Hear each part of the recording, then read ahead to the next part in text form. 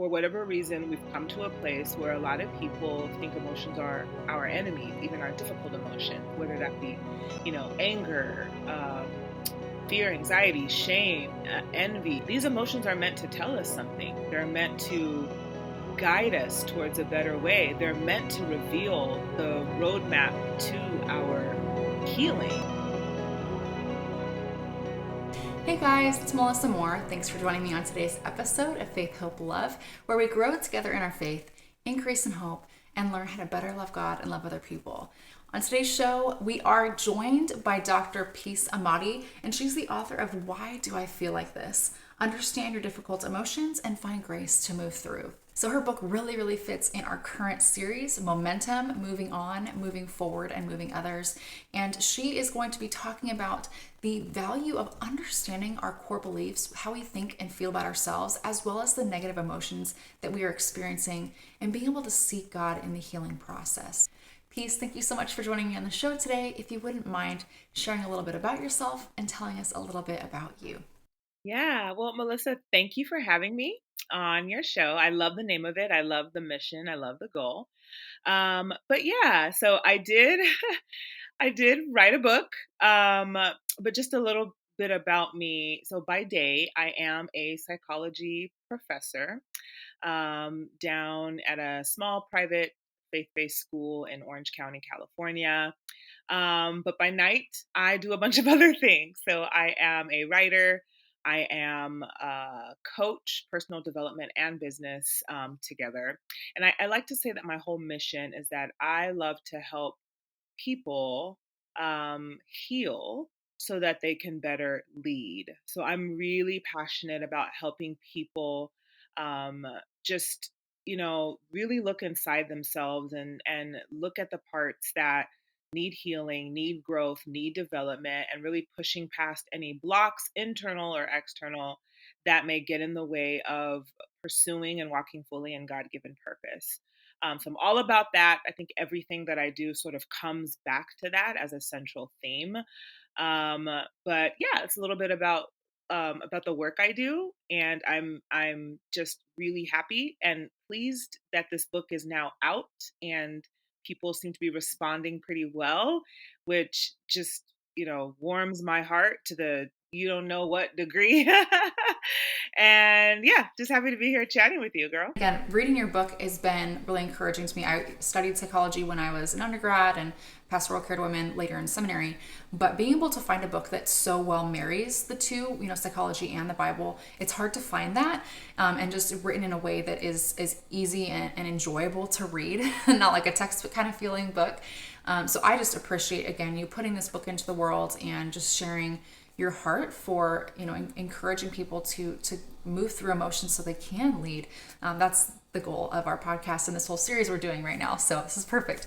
I would kind of love to hear, you talk in the book about what emotions are, and if you wouldn't mind sharing, how would you define emotions, and what does the Bible say about how God has created us with emotions?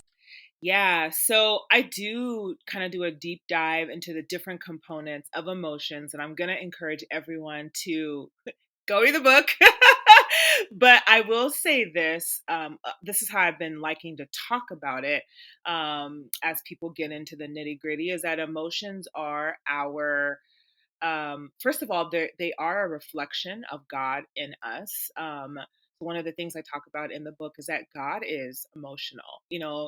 I'm someone that used to say, I'm so emotional, and still say that, but I used to say it and feel sort of ashamed about it. Like this was a wedge between me and my creator, that I had to sort of downplay these or erase these or not feel certain things to be close to him. But a new dive and a deeper dive into the word showed me that the character of God, his literal being, is an emotional being, and there's so many scriptures that tell us that point blank. And I think we've run over those too fast, or somehow kind of blacked out when we see things like Jesus lamented, wept, was angry, all that stuff. Those are all feelings. And so, first and foremost, our emotions are a reflection of God's part in us, amongst other things. But I like to talk about emotions as our advocates, actually, as our friends. For whatever reason, we've come to a place where a lot of people think emotions are our enemies, even our difficult emotions, whether that be, anger, fear, anxiety, shame, envy. I mean, these are the emotions that I get into in the book, but these emotions are meant to tell us something. They're meant to guide us towards a better way. They're meant to reveal the roadmap to our healing. And so literally they're advocating for us to, get our needs met, to, seek God for what it is we need. Maybe it's companionship, maybe it's hope, maybe it's rest, maybe it's sleep. Our emotions are clues to what we're missing, to what we're needing, to what we're wanting, to the things that have gone unfulfilled. And so when we lean in and listen to them, we get that much closer to whatever it is that we need to fully heal.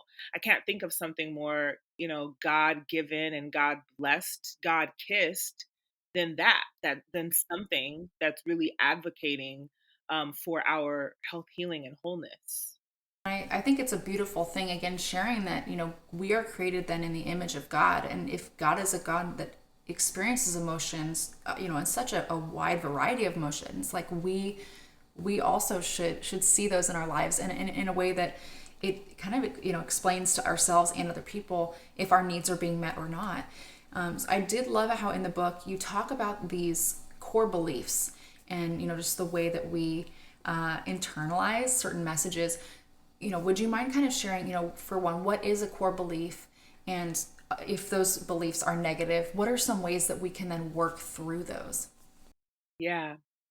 Yeah, so I dedicate a whole chapter to core beliefs, and I really love that chapter because that was something in my own process that when I realized what core beliefs were, how to identify what they are for me and what to do about them. That's when I really saw the biggest changes in my life, in my journey, and my healing. But to answer your question, a core belief is a deep seated belief we have about ourselves. Ourselves, I would add our world, other people, and even God. There are these deep beliefs we hold deep down in our core that are often not aware to us. We're not necessarily walking around with an awareness that we're believing something about ourselves, other people, the world, or God. But when we do the work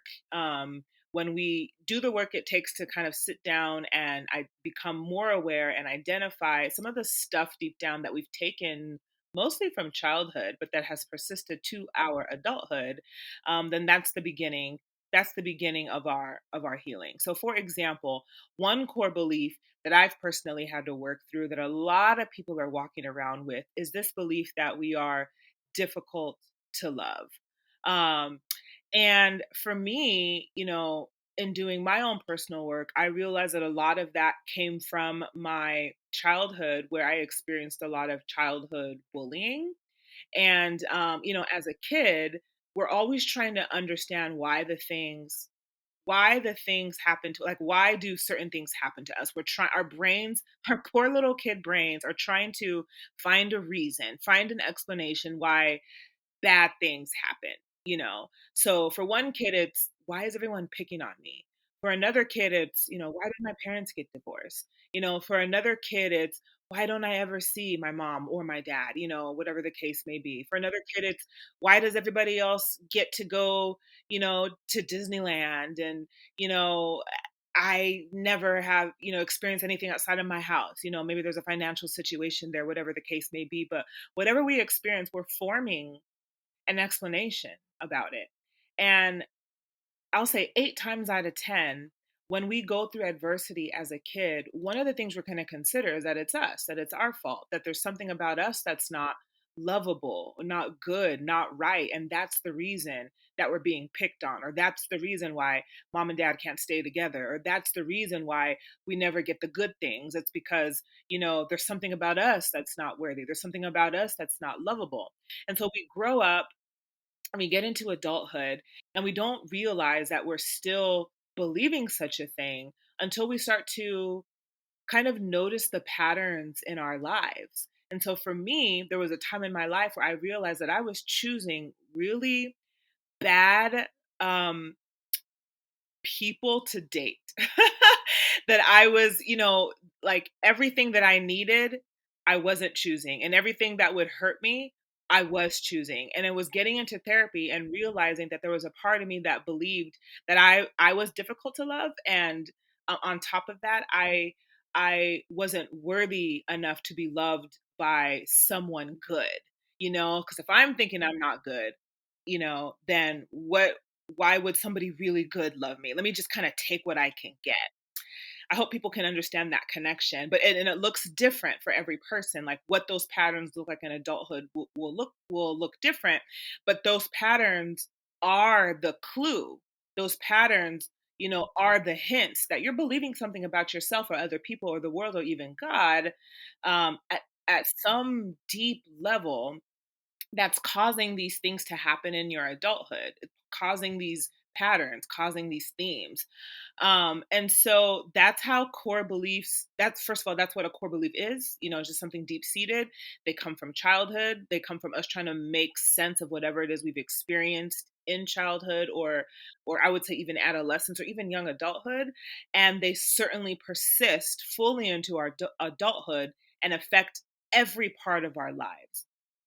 So once you realize that, once you entertain that, gosh, some of the patterns in my life and my relationships and my work, even in just like my daily mood, could go back to something I'm believing of myself. Like once you entertain that, you become more open to identifying what those core beliefs are in your life. And in the book, I actually invite people to look at something I created called a core belief checklist, where it's a list of some of the most common core beliefs that we do carry around in our lives. And I invite people to just read each one slowly and contemplatively, ooh, that word, and kind of see which ones resonate. Because when you come across something that you may not be aware of, like on the day to day, but you hear it sticks to you a little bit. It's kind of like going in church. Like somebody, the pastor will say something like, "Ooh, like that was for me." Like I wasn't realizing that I'm thinking that way, but when you just said that, like something, there was energy around that. That's one way you can begin to identify what's going on deep down in your core is to go through that checklist and to see which of those beliefs resonate with you. Or just work with a therapist where there's lots of tools to be able to do that. And I appreciate that you had that as like one of your first chapters, because I think if we don't address those core beliefs, it's really hard to address the negative emotions, because I feel like if we don't understand the root cause of these emotions, we can't deal with it. It's almost like putting a band-aid on a wound, And, like reading that checklist was so powerful for me. And I've noticed over time that those core beliefs for myself have changed. And it's like, oh, I've dealt with this one, but ooh, this is still real. And man, like that for me, I've done years and years of therapy, but there's new stuff like I've learned through reading your book. So, I mean, if someone's watching this and, if you haven't picked up a copy of the book, please do. It's really great to kind of get you started on thinking through some of this stuff. And I hope if you haven't taken time to it, do some therapy, get into, talking with someone that can help guide you through this process. So I appreciate you sharing that. I do love how in the book you kind of break each chapter into each of the difficult emotions. So, you talk about trauma, hurt, discouragement, anxiety, sadness, depression, envy, and shame. Would you mind kind of defining what those are and kind of what it looks like for you to move through each of those emotions? So just because there's quite a few that I talk about, let me can I focus on maybe just a couple of those emotions? Okay. So that I love to um one that I felt the need to talk about because so many people experience this is anxiety. So anxiety is actually one of the most common is the most common um mental health concern, mental health disorder. Like if you have the full on disorder, it's literally the most common disorder that Americans are experiencing. Second to that would be I think it's depression. I think depression is right under that, but anxiety is definitely the top one. And so in the book, I talk about how anxiety is what we feel when we don't feel safe. And it's really it's really that simple. The experience is not simple. Coming out of it is not simple, but the what it's our need to feel safe is so fundamental and crucial for us as humans, um that when we don't, we're going to experience something as big and as vast, as anxiety. And it just goes to show how important it is, again, that we feel safety and security in our lives, not just physically, because I think some people get stuck on that too, also emotionally. It is just as important for us to feel emotionally safe in our romantic relationships, in our marriages, and in our friendships, um, in our churches. It's just as important to feel safety emotionally as it is to feel safety physically, like literally feeling like we can go to sleep and not have to worry about burglars or, mountain lions in our room. Like they're all equally important for us to experience. And what I've noticed, in our culture, in our context, is that we typically have a lot more confidence in our physical safety than we can have in our emotional safety, because our relationships, a lot of our relationships, are lacking that, and people aren't realizing how important it is for us to feel safe in our relationships, to feel like our needs are important, to feel like somebody's not going to manipulate us or intentionally hurt us or do any one of those things. And so, you know, with this book, I've taken emotions like this, anxiety being one of them, and I've tried to help people understand that you're not feeling this emotion because you're a bad person. You're not feeling this emotion because you're a sinful person. You're feeling this emotion because something has gone awry. You're feeling this emotion because there's a need that has not been met, or a need that has been threatened. Something has gone unfulfilled. With anxiety, it's safety. So when you're feeling anxiety, the question that I would like people to consider asking isn't, why am I anxious? Oh, why am I feeling anxiety right now? This is dumb. It's more, I would rather people ask themselves, what is it about this situation or about this relationship doesn't feel safe?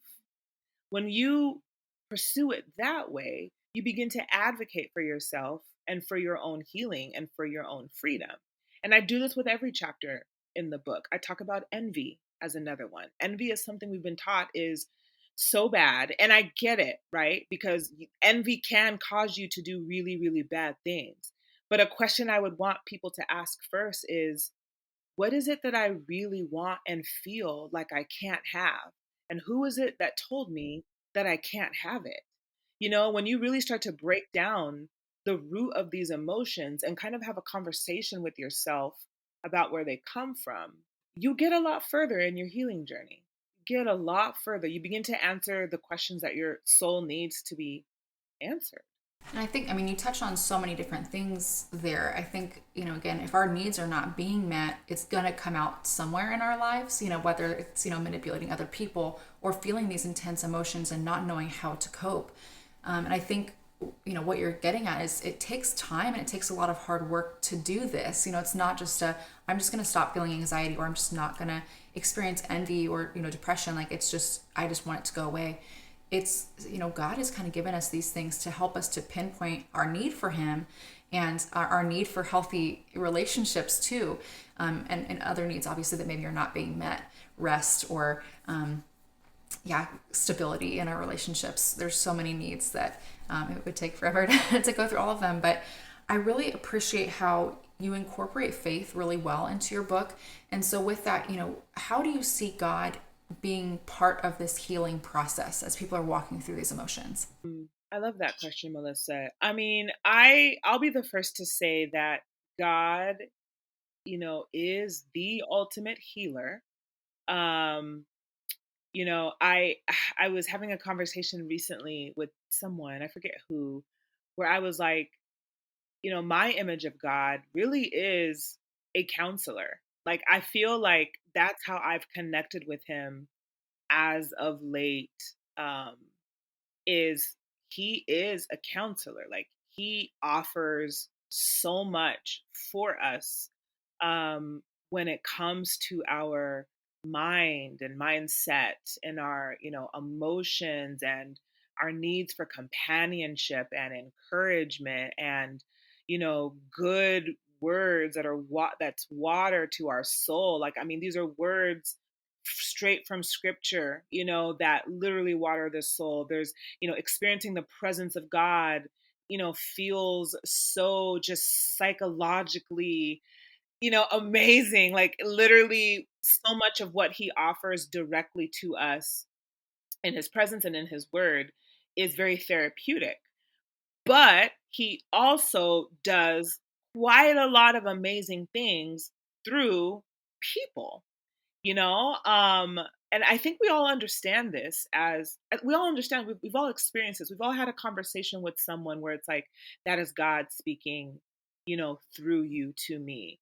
We've all been in a situation where we just didn't know how we were going to make it, and all of a sudden a friend comes over with food or a check, or asks a question that helps us open up and finally tell a secret we haven't been able to tell. Or there's just so many ways that God's healing presence, is comes through people. And we understand that. We understand that God, has designed this world in such a way that, his power and his healing and his love is experienced through each other, through relationship, through love, through community, through friendship, and all of that stuff. So I see God in all of this. I see God as the ultimate healer who sometimes directly touches our minds and our hearts and our souls, and other times, oftentimes, works through our friends and our families and our communities and our therapists and our counselors. And, just however, there's just so many ways that I just think God is a flexible and creative God. And there's just so many ways, opportunities he's given us to experience his healing. This book, I think, is, one of many, that I feel like God can meet people through, because I know how many times that I leaned on God to write it. This is not going to be Peace Amadi healing you. This is going to be God finding a way into your heart through the words that God himself inspired me to write, So there's no question in my mind that God is the ultimate source of our healing. But I think we all could be more open to the different ways that God can touch our hearts and our mind and our mental health. And I say that specifically because the church can be kind of antagonistic towards things like therapists and counselors and, the mental health field in general. But just in the way you would take a family member who is diagnosed, with cancer to an oncologist and want to get the best doctor for your family member, while still praying, for healing, is the same exact way we should treat our emotions and our mental health, because God works through all of it. I think it's really key that you've mentioned that like God doesn't like just speak through his word, but God also can utilize the people in our lives like therapists, like pastors, like friends, and trusted friends and family that can speak life, to help us to find hope when we're in these difficult emotions. I know for me, like my mentor, she has been such an encouragement to me in helping to, take apart these negative, the core beliefs, and being able to have another person, as a mirror to say, I see you've grown in this area. And I think we need community to be able to do this healing work. And obviously to have resources like God's word, like books like yours that speak hope, that speak life. And I mean, again, when you're in the middle of this, sometimes it feels impossible and you don't see a way through these emotions or these core beliefs. So again, I love that you've put this book together and really just put it out in the world. Again, to give a little bit of a guidance to people that are kind of at the beginning. So do you have any final takeaways from the book, or, what would you say to someone that is kind of at the beginning of this journey, that's wanting to rewire these core beliefs, that's wanting to work through these emotions? What would you say to them as they start this journey? I would say, first of all, I celebrate you. I celebrate that. I think that the awareness that one needs to begin their healing journey or continue on their healing journey is something so beautiful and um, just so commendable because it's hard. It's hard to face stuff, it's hard to think about the ways we've been hurt. It's hard to think back on the past sometimes, and healing often requires that we do. But it's so worth it. Going back to what I said at the beginning, that I'm really passionate about helping people heal so they can lead, because I've seen the direct impact of just, opening yourself up to more inner healing and growth and freedom from whatever it is you need to find freedom from, what that does to a person's ability to really expand and grow and walk fully in, their God-given purpose. There seems to be a direct correlation there. I've seen it in my own life. So I celebrate anyone who, has the awareness and has the intention to want to heal their heart, to want to understand their emotions and where things are coming from and all of that. I celebrate that. I'm rooting for each and every person. And I would say, second, to that, don't do this alone. So, a good place to start, are like really good resources, like a book, that you can do kind of in the safety of your own home, or if you'd like to do it with a friend, or, a lot of times I'm reading with my journal, so it's like me, this book, and God, kind of having like a dialogue about whatever it is I've read that kind of resonates with me. Don't feel like you have to do this alone. Start with, your journal and God, um, invite a friend, or, suggest something to your small group. Hey, this is something we can all do together. Let's go through this book together. Consider a therapist, of course, or a counselor. I mean, your healing journey isn't something that you have to do alone. It isn't something that you necessarily have to just like talk to yourself about. There's community, there's the companionship of God and the companionship of others and the companionship of experts that will help you get a really long way when it comes to, moving from one step to the next in your healing journey. And I'd like to remind everyone that, when we talk about healing, we're talking about wholeness, because life will never be perfect, but there is a place that you can pursue where it's like, I feel whole. I feel like nothing is missing from my life. I feel like nothing is broken from my life. And it was actually my mom that told me that that's the actual definition of shalom: nothing missing, nothing broken. Like when we talk about peace and shalom, that's what we're talking about. That when she told me that, I was like, that is so beautiful, right? That we can get to a place in our lives where we feel like nothing is missing, nothing is broken, nothing is perfect, but nothing is missing and nothing is broken. And we are who we are wholly. We feel free to be who we authentically are, and, to whoever, and just experience life with a lot of freedom and joy.